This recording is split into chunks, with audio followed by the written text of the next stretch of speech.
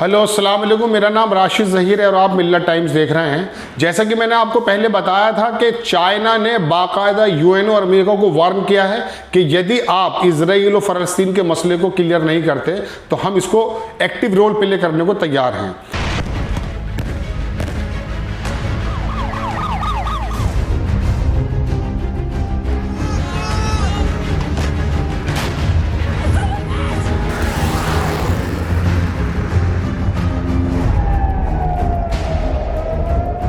तो चाइना का active role बिल्कुल सामने आ गया है, जबकि अमेरिका पिछले शुक्रवार को यानी कि फ्राइडे को बाकायदा यूएनओ को कह चुका था कि आप इसको स्टॉप कर दें।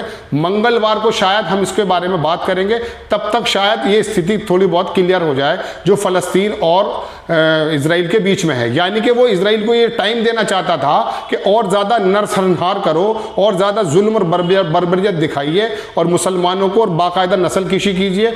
दूसरी बात यह है कि पूरी दुनिया के अंदर जो इंसान और इंसान परस्त लोग हैं वो सड़कों पर आ चुके हैं।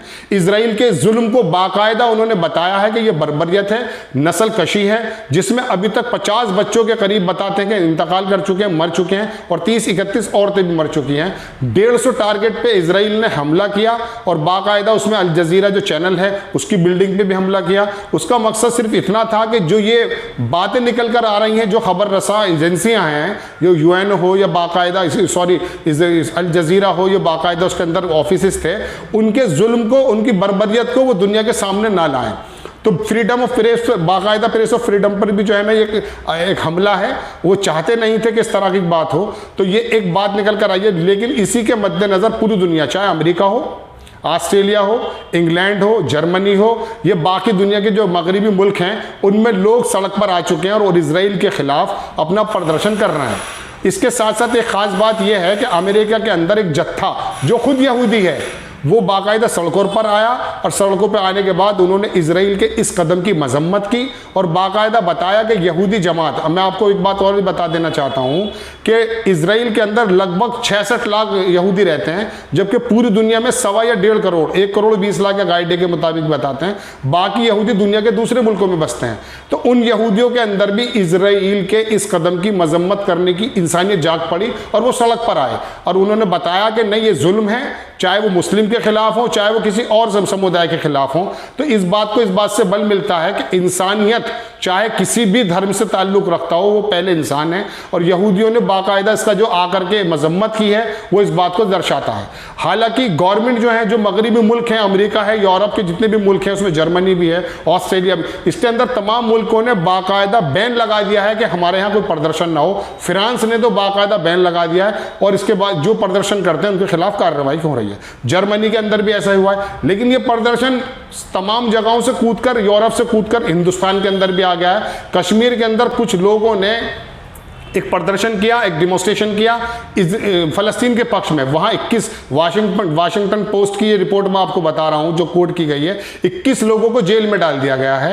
हाँ, कश्मीर के लोग भी फ़लस्तीन के साथ सड़क पर आ चुके हैं। हालांकि वो खुद भी किस मरहले से गुजर रहे हैं ये आप जानते हैं, लेकिन उसके बावजूद भी इंसानियत का दर्द, कौम का दर्द उनके सामने आया और उन्होंने आकर के अपने इजहार को सड़कों पर दिखाया। हालांकि उसका रिजल्ट ये निकला है कि वहाँ पर जो एक इस्लामिक प्रीचर था, बात करता था, उसको भी गिरफ्तार किया गया है और 21 लोगों को जेल में डाल दिया गया है। तो लोगों की ये आवाज़ अब निकल करके सामने आ गई है। तीसरी बात मैं आपको और बता देता हूं कि ये जो इजराइल इस वक्त जुल्म कर रहा है, तो इसके खिलाफ जो OIC 57 देशों की मुस्लिम संस्था है वो भी शायद माथापच्ची करेंगे। तो इस बात पे शायद कोई ना कोई रिजल्ट निकालने की कोशिश करें कि हमारा भविष्य में आने वाला रोल क्या हो और फिलहाल जो फ़लस्तीन पे ये जुल्म है वो किस तरह से रोका जाए। अगर ये मिडिल ईस्ट के लोगों की गैरत जाग गई, जिस तरह से ईरान की, टर्की की और पाकिस्तान की जागी हुई है, और इन्हीं लोगों के कहने पर ये चीन भी और रशिया भी एक्टिव रोल प्ले करने को किसी हद तक तैयार नजर आ रहे हैं, अगर इन लोगों की भी गैरत जागी तो शायद कोई रिजल्ट निकल कर आए और एक दबाव बने अमेरिका पे और पूरे यूरोप पर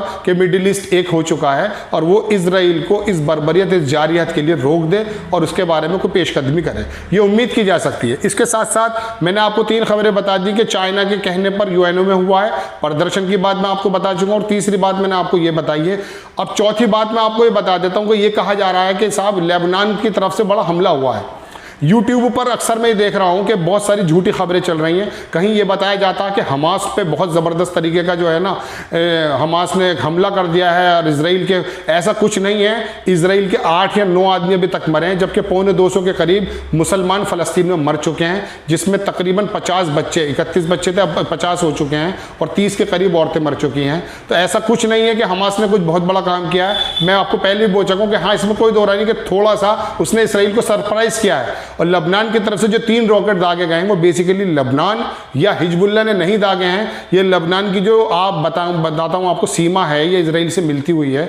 वहाँ पर कुछ फ़लस्तीनी बस्ते हैं, उन्होंने बाकायदा रोड पर आकर खुद भी फिजिकली भी प्रदर्शन किया है और वहाँ की पुलिस उनको रोक रही है। वो जॉर्डन में भी हो रहा है, उर्दन जिसको हम बोलते हैं, और यहाँ पर भी हो रहा है। और वहीं से 3 जो है ना एक रॉकेट लॉन्चर मिसाइल वहाँ से दागे गए थे। लेकिन अभी हिजबुल्लाह और लेबनान अभी कोई एक्टिव रोल प्ले नहीं किया है। ना किसी टर्की ने रोल प्ले किया है अभी तक कि अपनी सेना को भेज दिया है, ना ईरान ने, ना पाकिस्तान ने।